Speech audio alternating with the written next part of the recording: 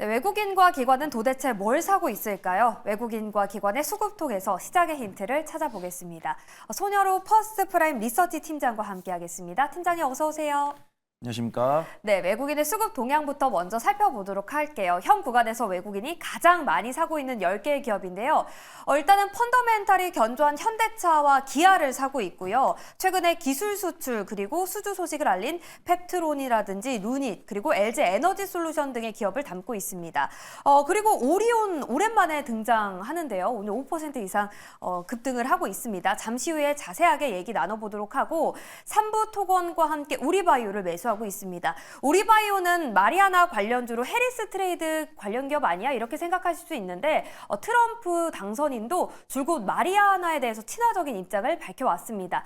내각의 관련 인물들을 대거 지명하면서 오늘 우리바이오가 관심을 받고 있는데요. 다만 주가는 하락하고 있다는 점 참고하시길 바라겠습니다.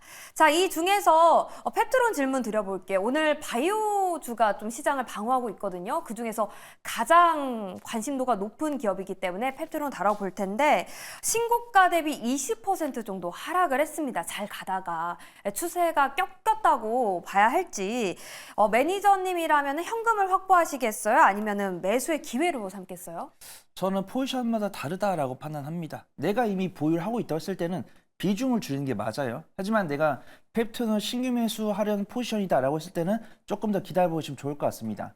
앵커님께서 이슈를 간략하게 말씀을 해주셨는데 저는 악재라고 볼 것들도 충분히 반영이 됐었고 어떤 펩트론의 주가의 발목을 잡을 수 있을 만한 뉴스들도 충분히 좀 선반영이 됐다라고 판단합니다. 일단 오늘 제약바이오 같은 경우도 선방하고 있다라는 뷰가 맞지만 확실한 시가총액 상위 종목들 위주로 선방을 하는 모습이에요. 그 중심에는 알테오젠이 있고 펩트론 같은 경우도 외국인의 순 매수세가 들어오고 있지만 음봉인 것은 맞습니다. 그 다음에 기술적 분석을 했을 때도 우리가 보통 이렇게 뭐 이동평균선이라든가 아니면 저점과 저점을 이은 구간 이런 것들을 많이 지지구간을 보시잖아요. 근데 안타깝게도 펩트론이 박스권 저점을 이탈하면서 단기 이동평균선을 이탈한 모습입니다. 그렇기 때문에 내가 지금 펩트론을 보유하는 입장이라고 한다면 비중을 줄이는 게 맞아요. 근데 오늘 왜 외국인이 사고 있을까라고 생각을 해봤을 때는 아직 확정된 건 아니죠. 백신 회의론자인 로버트 F 케네디 주니어가 보건복지부 이제 장관으로 당선이 될 것이다라는 우려감이 이제 제약바이오 관련 종목들이 약세를 보였고 펩트론 같은 경우는 유상증자를 진행을 했더라고요. 근데 다행히도 유상증자 이제 주주 청약에다가 신주까지 모두 상장했습니다. 그러니까 오백 뉴스가 끝났다는 거죠. 그 다음에 펩트론 같은 경우는 릴리랑 플랫폼 연구개발 계약이 있기 때문에 이 모멘텀만 체크를 하면 될 것 같습니다. 그래서 부정적인 뉴스 두 가지는 모두 다 시장이 나와서 선반이 됐고 긍정적인 뉴스는 일리랑 플랫폼 계약을 연구개발한다는 뉴스 그것만 보시면 될 것 같아요. 오늘 기관 순매도 나오면서 외국인 순매수에 들어오고 있는데 단기적인 이동평균선 이탈했기 때문에 보수적인 관점이지만 오늘이 아니라 내일 모레든가 3일 뒤에는 충분히 공략할 수 있을 것 같다. 그렇게 말씀을 드리도록 하겠습니다. 네, 급락을 매수의 기회로 삼아 봐야겠습니다. 그런데 오늘 아니고 내일이나 3일 뒤 정도로 좀 지켜보시면 좋을 것 같습니다. 자, 다음으로 살펴볼 기업은 오리온입니다. 증권가에서 호평을 내놨더라고요. 4분기에 실적이 개선될 것이라는 전망에 오늘 5%대 강세 보이고 있는데요. 자, 상방 어디까지 열려 있을까요? 한 증권사에서는 15만 원 제시하기도 했더라고요. 네, 그렇습니다. 우리가 딱 앵커님께 수급을 딱 받았을 때는 오리온이 한 2%, 3%대였거든요. 근데 이 30분이라는 시간이 흐르면서 탄력폭이 조금 더 커져버렸습니다. 그래서 저는 매수 의견은 드리겠지만 약간 목표가는 보수 잡고 분할 매수를 잘해야 된다라는 판단이 듭니다. 그래서 오늘 리포트가 두 군데에서 나왔더라고요. 하나투자증권이랑 DS투자증권에서 오리온에 대해서 리포트를 썼는데 내용은 대동소이했습니다. 뭐 중국이나 동남아시아 쪽의 수출팔로 개척을 통해서 실적이 잘 나올 것이다 이런 부분들이 있고 저는 이제 재무 기본적 분석을 하면서 삼양식품이랑 비교를 해봤습니다. 그래서 오리온 같은 경우는 11개월 선입 업종포가 한 11 정도 되고 현재포가 10이고 11개월 선입포가 9이기 때문에 근소하게 업종포 대비해서 저평가 영역으로 갑니다.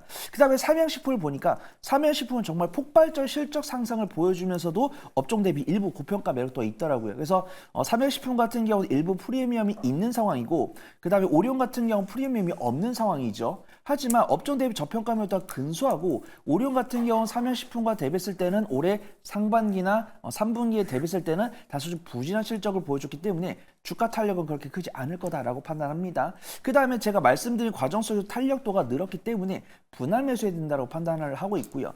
현재가보다 한 마이너스 4%까지 분할 매수를 해본 다음에 1차 목표가는 플러스 8% 구간, 플러스 10% 구간 이 정도 삼아보고 추가적으로 나오는 주가 움직임이나 수급 동향을 보고 결정해 볼 수 있을 것 같다. 그렇게 말씀을 드리도록 하겠습니다. 네, 분할 매수 전략 주셨고요. 가격 전략 참고해 보시길 바라겠습니다.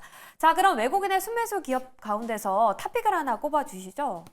네, 오랜만입니다. 제가 순매수 탑10 중에서 1등을 골라본 적이 없는 것 같아요. 오늘 네. 현대차 골라보도록 하겠습니다. 네.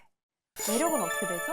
네, 굉장히 좀 식상할 수가 있는데 그만큼 저평가 매력도가 있다라고 볼 수 있죠. 우리가 현대차에 대해서 수출 동향, 수출 이런 식으로만 쳐보시면은 글로벌적으로 수출 동향이 어느 정도인지 확인할 수가 있고 안타까운 얘기죠. 원달러 환율이 1,310원대였다가 지금 1,300원 후반대잖아요. 그러면은 현대차 같이 수출 매출 비중이 높은 기업은 그만으로도 플러스 7에서 플러스 8%의 환차익을 거둘 수가 있습니다. 그 다음에 우리가 주주환원 시즌이 됐죠. 안타깝게도 이 지정학적 리스크가 발생을 하면서 지금 순매수 순위에 보면은 경기 방어주 종목들이 많이 있습니다. 어떤 지정학적 리스크가 나오면서 경기 방어주에 대한 관심이 높고 저는 이런 생각이 들어요. 정말 트럼프 대통령이 카리스마로 러시아와 우크라이나 전쟁을 단박에 끝내줄 줄 알았는데 러시아 입장에서는 기가 죽지 않는 모습입니다. 그러면서 이제 우크라이나한테 미사일도 맞으면서 투닥투닥 하고 있는데 그런 부분에서 가치 방어주의에 대한 투심이 개선이 된 거다라고 보고 있고 지금 현대차, 현대모비스, 현대글로비스가 꾸준하게 인베스터 데이를 진행을 하면서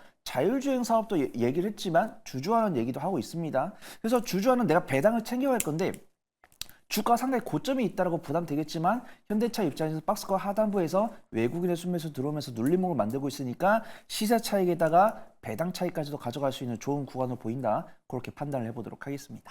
네. 굉장히 매력적으로 보입니다. 자, 계속해서 기관의 순매수 탑10 기업들도 살펴볼게요. 현 구간에서 가장 많이 매수하고 있는 기업인데요. 오늘도 역시 기관은 다양한 기업을 매수하고 있습니다.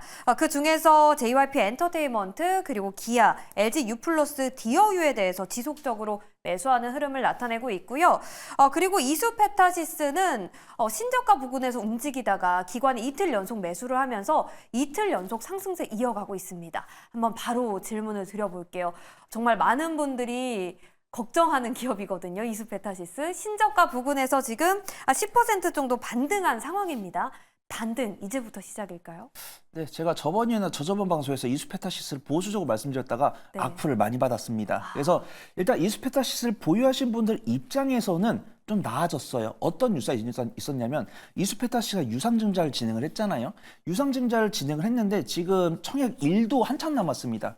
아까 펩트로는 청약도 끝나고 신주까지 이제 상장하면서 500뉴스가 끝났다고 말씀드렸는데 이수페타시스 같은 경우는 아직 유증 청약 기간도 안 나왔고 신규 이제 상장 날짜도 내년 2월입니다. 근데 그런 상황 속에서 이수페타시스가 주가 급락이 너무 나왔고 워낙 좀 투자분들의 투심을 많이 훼손을 시키다 보니까 유상증자 청약조차 안 될 거다라는 뷰가 있어요. 아직 청약 시즌도 안 다가왔는데 그래서 지금 청약 다가오면서 많은 분들께 의향을 물어보겠죠.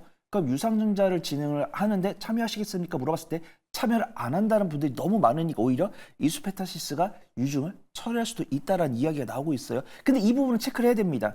지금도 전환 이제 유상증자 참여 가격이라는 게 꾸준하게 기간이 지나가면서 주가의 평균 이동 가격을 하는 거기 때문에 현재까지는 유상증자 참여 가격이 27,500원이더라고요. 근데 지금 이수페타시스가 23,000원이니까 오히려 청약 가격보다 아래에 있는 겁니다. 그럼 우리는 이거를 기술적 관점으로 접근할 수 있다라는 거예요. 근데 오히려 이수페타시스가 유증을 저는 처리할 거라고 생각을 안 하는데 유상증자를 오히려 처리할 경우에는 주가 빠르게 상승할 수가 있어요. 그렇기 때문에 이수페타시스 같은 경우는 보유하신 분들께서는 유상증자 철회를 좀 기도를 해보시면 좋을 것 같고 아직 이수페타시스가 없으신 분들 같은 경우는 내가 소액 정도만 매수를 해가지고 이 이수페타시스가 유상증자를 어떻게 대응하는지 보면서 좀 대응해 나가시면 좋을 것 같습니다. 네, 유상증자를 철회했으면 좋겠네요.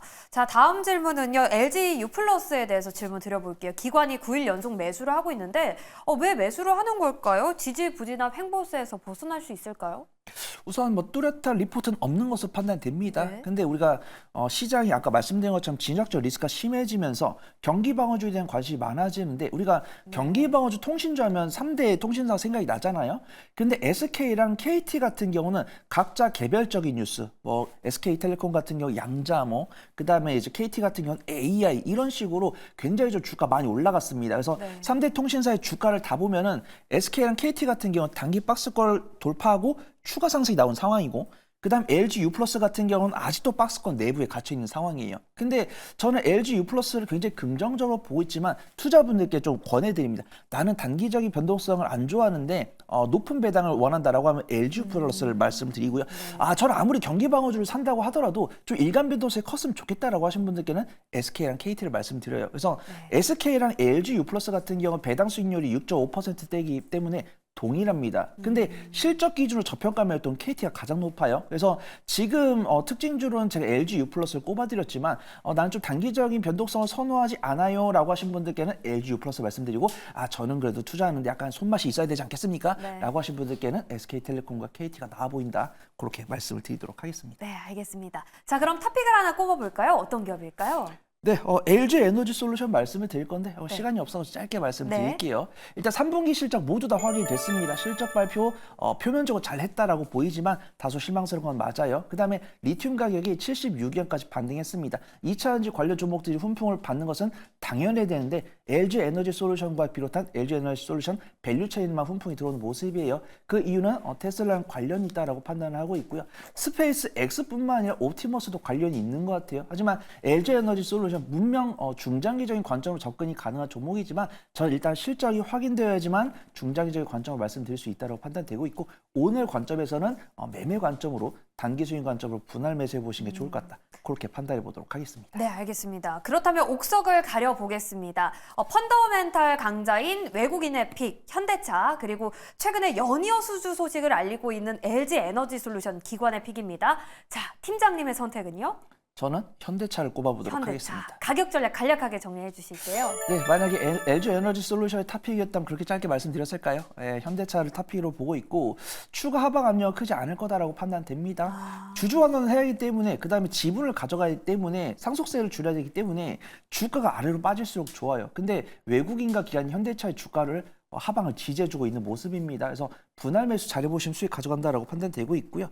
제가 손절가는 20만 7천 원 말씀드리지만 추가 매수가다라고 보시면 좋을 것 같고 1차 목표가는 24만 원 보시면 좋을 것 같습니다. 네, 부진한 시장 속에 하방이 단단하다라는 점이 큰 매력으로 다가옵니다. 현대차 가격 전략 다시 한번 확인해 보시길 바라겠습니다. 오늘의 수급의 참견은 손여로 팀장님과 함께했습니다. 오늘 말씀 고맙습니다.